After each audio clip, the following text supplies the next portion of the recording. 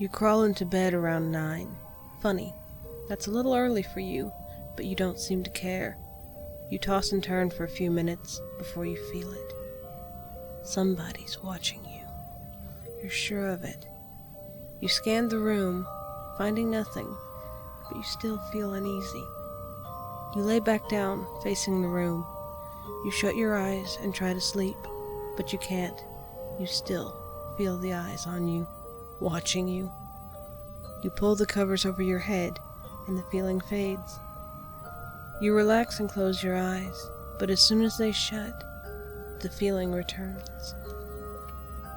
You're scared to move the covers, to search for the eyes that you know are watching you. You're terrified, but yank the covers down, and as you do, your heart skips a beat. You scan the room, seeing absolutely nothing yet again. The feeling disappears, and you scold yourself for acting like such a child. You roll over towards the wall and quickly fall into a peaceful sleep.